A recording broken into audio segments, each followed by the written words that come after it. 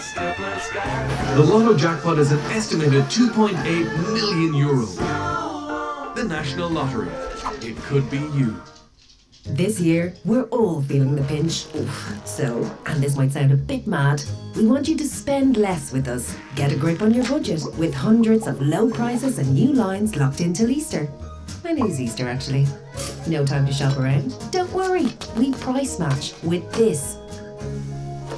So, if you fancy a night out, points at the pump and club card prices, use the power of this. Because at this time of year, every little helps.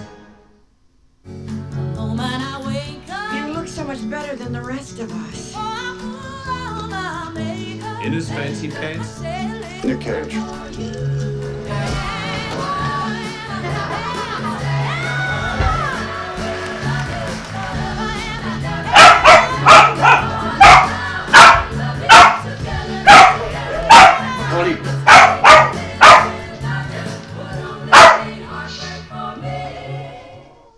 FBD doesn't stand for fire-breathing dash hunt.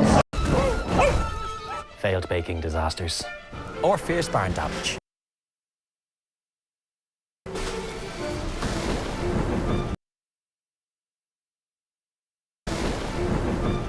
FBD stands for support. We offer existing customers 15% off new farm insurance quotes.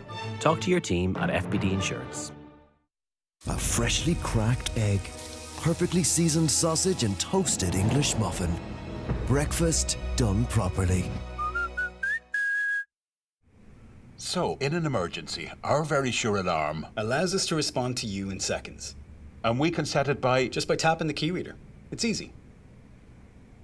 I knew it was a good idea. Very Sure Alarms. Get a free indoor camera installed with your alarm installation. Call now or visit verysure.ie. I'm not giving you anything until I find out if my daughter's safe. And your son-in-law. Yeah, him too.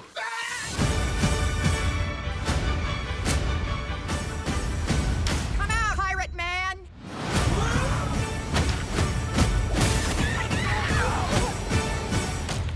Are you dead?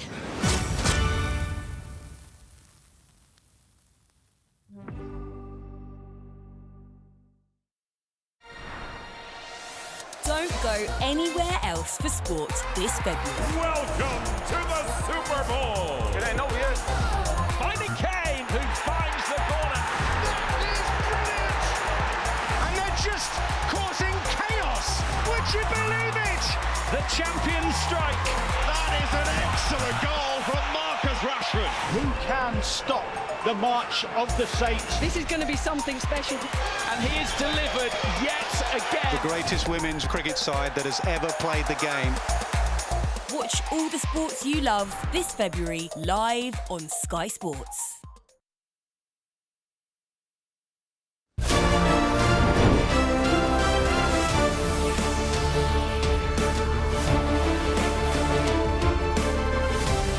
Right, if you were with us about 3 minutes ago, this is the guy I was talking about, Matt Weston, and here he is with his latest collection of silverware. He became world champion less than a week ago, having become European champion as well. He's had World Cup successes as well. At the Skeleton, if you're not into your winter sports, that is downhill on a tea tray, approximately, and it is very, very scary. I'll tell you more about how I know that in a second. But first of all, congratulations. This must be...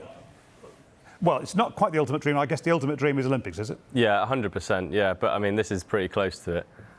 And when you went into the decisive run, and everybody knew that you were, to put it mildly, a massive contender for it, does that add the pressure? Can you shut all that out? I don't really take on all that excess pressure and stuff when I'm racing. It usually hits me after I've finished my final run. But I think... But you're not thinking about at the top when you're about to go. There must be a part of your brain that's thinking, this is for the world title. Oh, 100%. And I felt that even after the first run as well, because I had a pretty good first run. I put myself in the lead by a decent margin, and I had to really stop myself from thinking, oh, I've got this in the bag. But I was like, no, I've still got a job to do. I've still got to go down a track, because even St. Moritz isn't the most technical, challenging track, but you can still crash. You can still really injure yourself. So I've got to be 100% focused when I'm going down the run. So I really try not to let that excess pressure get to me. And St Moritz is, I mean, that's the place to win a world title, isn't it? Oh, 100%. It's one of the most beautiful places we go to on season, and it's historically for skeleton, it's the birthplace of the sport. So to win my first, hopefully more in to come, but yeah, to win my first World Championships there is unbelievable. Yeah. Just talk us through the paraphernalia on the desk here. The helmet's obvious, but you've got gold and silver here.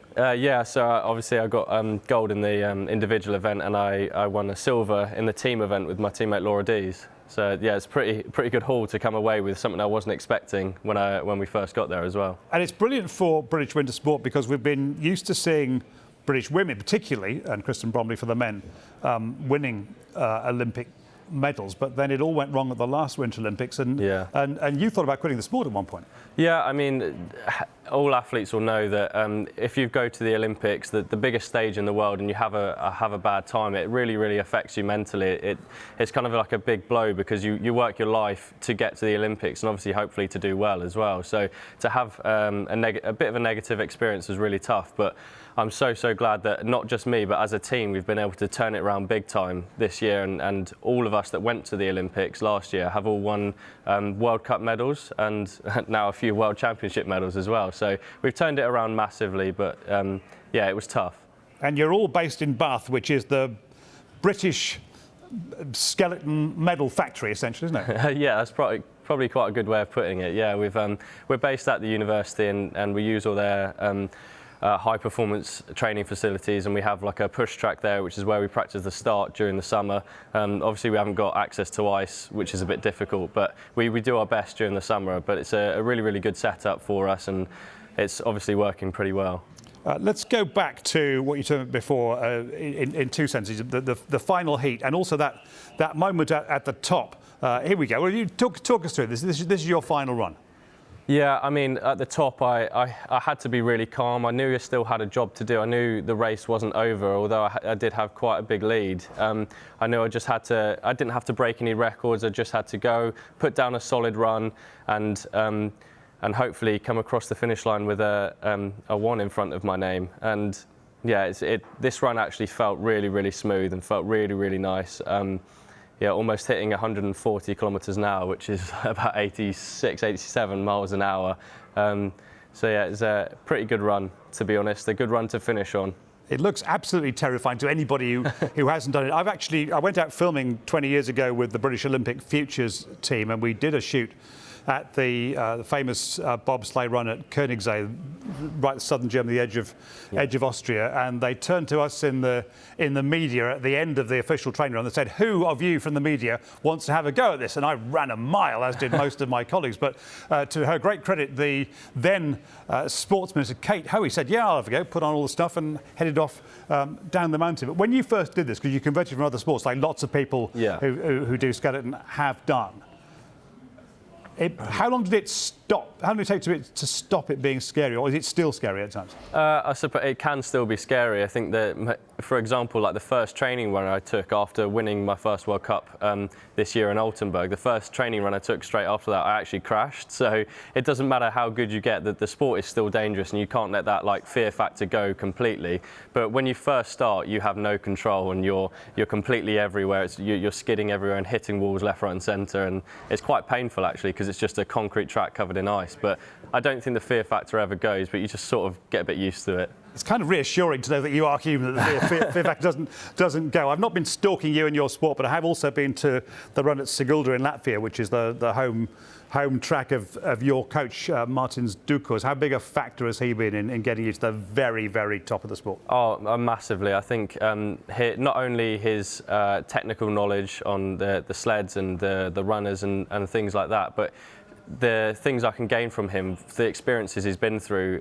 This is my first World Championships. He's won numerous. He's been to so many Olympics, and he's been in pretty much every situation there is. So I can learn a lot from him. So when I'm in those situations, I know exactly what to do. But that has made a big difference. But I think also the team that we had already from the last Olympics, the team was really, really good. We set ourselves up really well for the Olympics. It was just a bit of an equipment malfunction that sort of like let us down a bit. But I think, yeah, the team's only going from strength to strength with this edition. And Olympics next?